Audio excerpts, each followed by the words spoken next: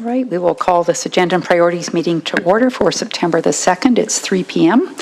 And I would ask Councillor Heistad to please read the land acknowledgement. Thanks, Mayor Barclay. The town of Innisfil acknowledges that we are meeting on Treaty 7 territory, the ancestral and traditional territory of the Blackfoot Confederacy, Kainai, Piikani, and Siksika, as well as the Tsuut'ina Nation and Stoney Nakoda First Nation.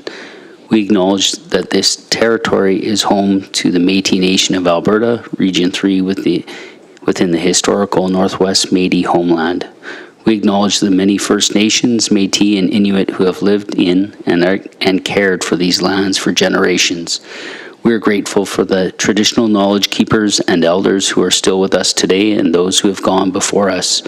We make this acknowledgement as an act of reconciliation and gratitude to those whose territory we reside on. All right, thank you, Councillor Heistad.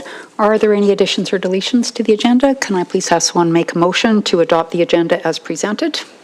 Councillor Dunham. Mayor Barclay, I'll make that motion. All right, thank you. All in favor? And carried.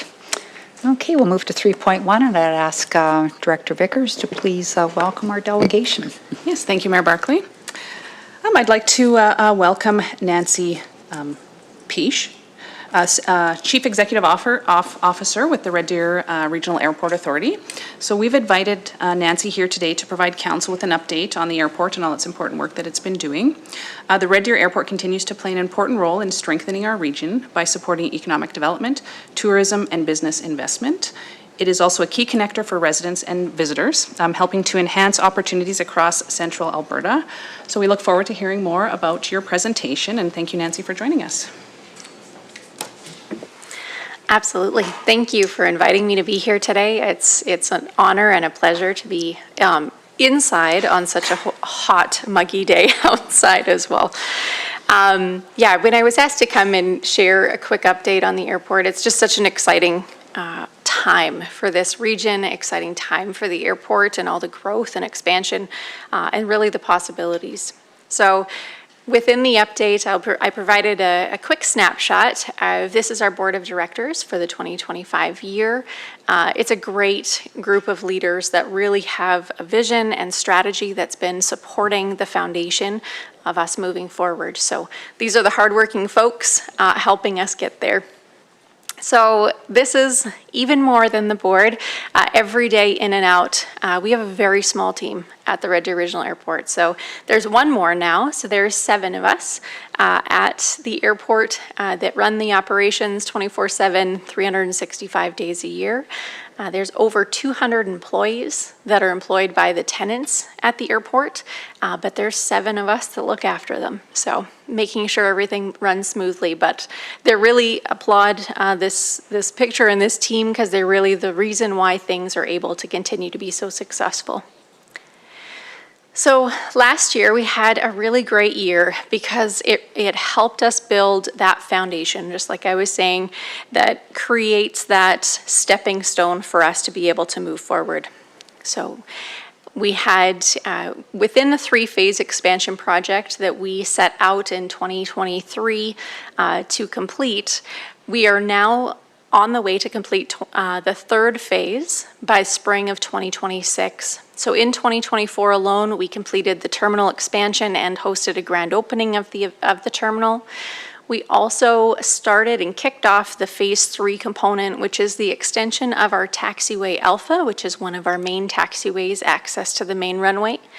We installed essential services along Airport Drive and enhanced Airport Drive, which is a connection all the way from Township Road 374, now right into the community of Springbrook. So enhancing the access to the community, but also to the airport.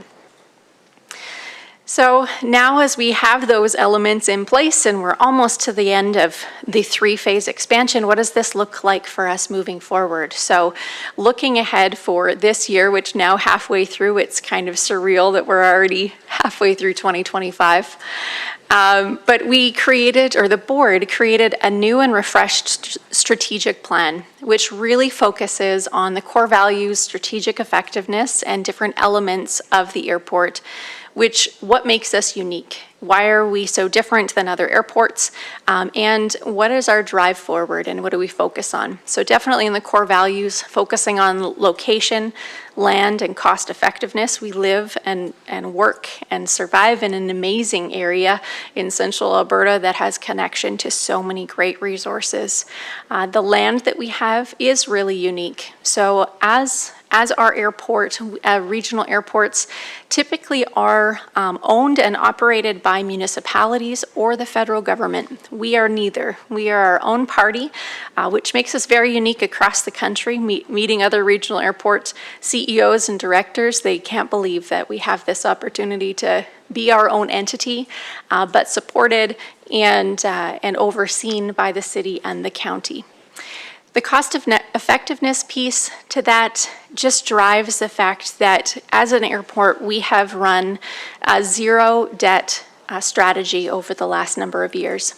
For us, that has been through a lot of advocacy and business planning and strategic planning in order to raise the funds for these expansion projects, as opposed to securing debt. So many other airports, they secure the debt when they don't have the capital, and then they have airport improvement fees in order to help repay that debt. We do not, so we can keep the costs very, very low. And then the strategic effectiveness and the elements that we are focusing on really fall under those three main core values. The elements of aviation services, land development, tenant management, stakeholder management, community leadership, and our people, team, and highlights are really driving our key performance indicators for all of our team members, but also our strategy and our day-to-day operations. So I'll dive into community leadership because that's just it's such a fun space to play in, but also it just really creates the community around us and brings them into the aviation circle on an ongoing basis. So in 2024, we hosted many community events right at the airport. And one of the inaugural events that we hosted and took part in last year and now this year was National Airport Workers Day. So that's myself serving pie. But it was really a great way to connect with all of those 200 airport workers. We brought them out. Last year we had about 60 people, staff that came, and they loved meeting myself and meeting the board and really connecting with us. We meet and have lots of conversations with the leaders of the organizations, but not necessarily those that have the boots on the ground. This year we had over 120 airport workers show up, so doubled in 1 year, and it was again just an incredible event to celebrate the aviation team. Then we host school tours, so it's a pleasure that Alberta Education has an aviation programming. It was in grade 6 programming, now it's in grade 5, but we host every year over 600 students at the airport to really interact with the different businesses and engage the students, taking what they learned in the classroom and really letting them see what that looks like in real life and get those experiences. And then also our history, being Harvard Historical Aviation Society, we have a really strong partnership with them in making sure that we honor the history of as an RCAF base, so hosting the Remembrance Day services and other events that they host on site as well. So this one is just so exciting. So Girls in Aviation Day, if you have not heard about it, it's exciting and it's coming up, so now you have the opportunity to come out and check it out. It's an international day around the world. This year there's over 170 events internationally on the same day under the Women in Aviation International portfolio. Last year we were the 3rd largest event in the world, which is incredible. So we had just over 1,200 people attend last year, as you can see in the photo, us all squished around the plane. That's not even all of us, but it's a free event for the community. It's really focused on girls ages 8 to 18, showcasing everything that they can possibly do in aviation. There's pilots, there's aircraft maintenance engineers, there's Air Canada, with their Jazz, they bring in flight attendants and crew and take them through the whole plane. They get to experience it and role play as they go along. That's a private jet with Air Sprint. They take them through the plane to get that whole posh experience in a private charter plane. This year, I'm really excited because our meet and greet has really taken off, pun intended. What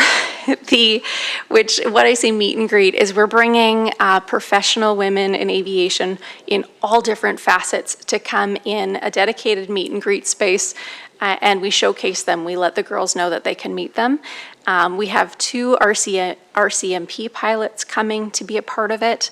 We have an entire Dash 8 being filled with RCAF staff, not just pilots or crew, but staff from Winnipeg. They're flying them out for the girls to really engage with.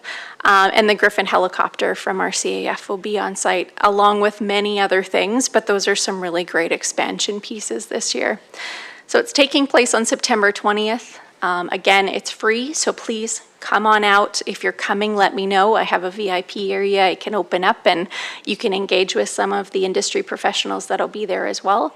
But this is supported from businesses in RCAF, like I said, from Winnipeg, all across Western Canada. It's not just local. They're flying out to be here to really engage in the community. So it's a great event. And then this one, obviously, is just so exciting for the community. The 2026 Air Show coming back in July. I can't announce dates yet. Those will be announced in December at the International Council of Air Shows when military announces their performance schedule. But we are really excited. 2023 was a great event. We had over 25,000 people on site for the 2 days. We're looking to even get bigger, not necessarily with packing more people because it was pretty packed, but we are potentially adding another show on, so we'll be able to accommodate more people at an additional show. But I think it was mentioned by Director Erica, just the opportunity for tourism in all of our events that we're hosting and looking at. As a member of the Tourism Red Deer Board, it's really important to see how we can create some tourism economic benefit to the community, to the region, by bringing these events in and adding the additional shows. I know just adds significant opportunity for that economic impact. So, as the Red Deer Regional Airport, we are ready to fly in 2025. We are launching, or we have launched, but really refining and getting out there with the land development portfolio, with our economic development strategy and communication strategy. So you'll see more of that as the rest of the year moves forward, but we're excited about the opportunities and the things available at the airport. Thank you so much, Nancy, for coming, and I'm so excited about Red Deer Airport and the growth that you're seeing and what it means really to the economic opportunities for the whole region, not just for the airport, but it's really exciting, and I commend you and your team for doing such a fantastic job out there. So does anybody have any questions for Nancy? Oh, okay. Thanks, Mayor Barclay. Quick question. I don't know, unfortunately, a lot about the Red Deer Airport. I've only lived in the air a while, but from what I understand, the runway was lengthened. What size of jets can you accommodate, and sort of what do you see for the businesses that have jets there to bringing more in regionally? You betcha. So our runway was lengthened from 6,000 to 7,500 feet. That was previous to this 3-phase. The first phase actually widened the runway, so we went from 100 feet wide to 150 feet wide. So now we can, with the length and the width, we can land a 737 at the airport. So we can land some fairly significant planes. What we see as far as the charter traffic and those private organizations utilizing the airport right now, there's opportunity for growth with the amount that they can utilize it. The terminal offers a great facility for private charter services. There's many that are utilizing it now, but for that growth, it's significant of what we can do. One piece that we do need to secure is CBSA or border services. So that has been a challenge. It's been previous to myself years that they've been working on it. And the reason why it's so important for us for now to be looking at that is as charters are looking to come in and out, private service, if they could fly right into Red Deer and clear customs, they don't have to make a stop in Calgary or Lethbridge, right? So the service would definitely increase should we gain the service of CBSA. We're fighting for it. It's not easy. There's obviously staff shortages and a whole plethora of levels that we're peeling back, but hopefully we'll get there soon. Well, good luck with that. Yeah, very thank you. much. And I would be happy to take you on a tour at any time you want to come out. Yeah, I was going to ask that, Nancy, maybe, Yeah. I don't know, we're getting short of time, but maybe, well, we can talk later about potential tour, and it's for You bet. council to come out. And if yeah. anyone is coming out to Girls in Aviation Yeah. Day, we can always do a quick Sure. airport tour if you're coming out for that event as well. Yeah, no, it's fantastic. Thank you, Yeah. Councillor Heistad. Yeah, Mayor Barclay, I was just going to say that Girls in Aviation, from what I know from a personal friend, she's involved, and it's unbelievable. I would encourage anybody to go out and see that. It's a really good program, so Yeah. thanks, and you answered everything else that Councillor Dunham had asked. Thanks. Awesome. Yeah, you bet. All right, well, I think that's it. So thank you so much again, and look forward to seeing you in the near future. Sounds good. Thank you. Thanks, Nancy.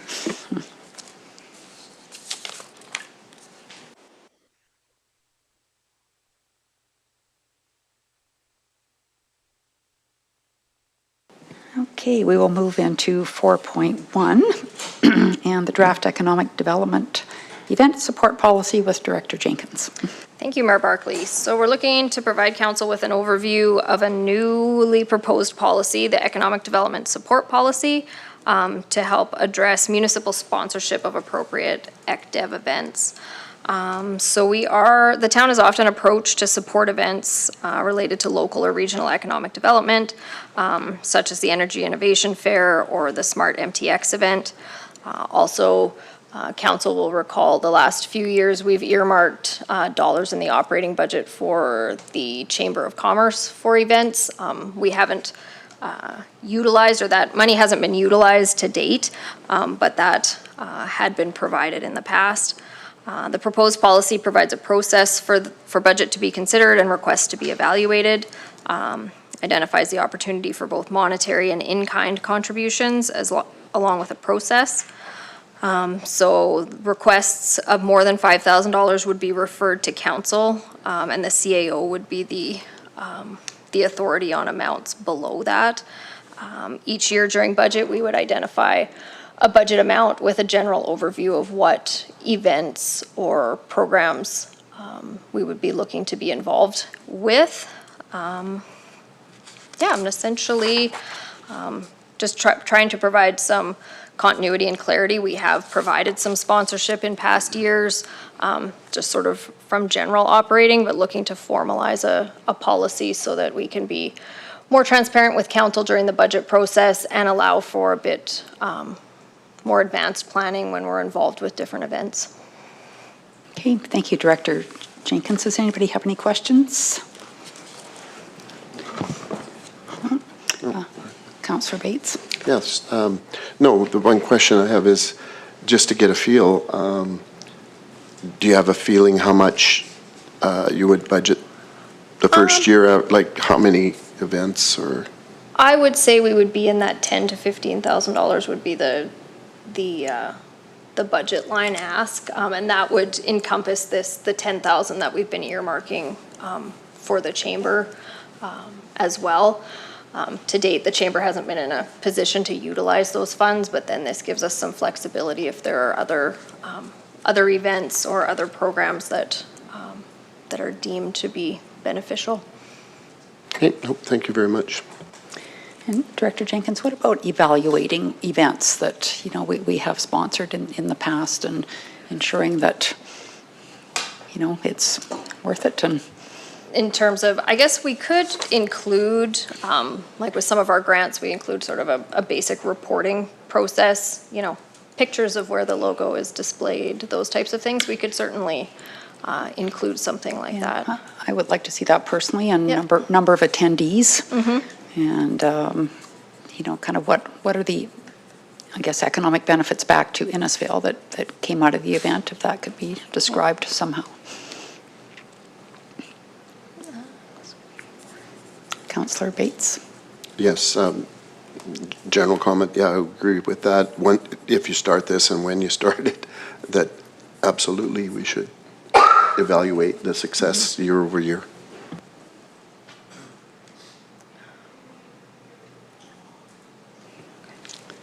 Okay. Wonderful. So we'll plan potentially next week. If not, the following regular council meeting, we'll come back with a formal policy for adoption. Okay, thank you, Director Jenkins. Could I please have someone make the recommended motion? Councillor Messaros. Thank you, Mayor Barclay. I move that council accepts this report as information. Okay, thank you. All in favor? Okay, carried unanimously. And we'll move into 5.1, correspondence. We have one item for correspondence, so I will just have someone make a motion that we accept this as information. Councillor Wing? Yes, Mayor Barclay, I would make that motion to accept for information. Okay, thank you. All in favor? All right, carried. And roundtable discussion, Councillor Dunham. Mayor Barclay, I will be submitting my last couple of weeks events for Thursday.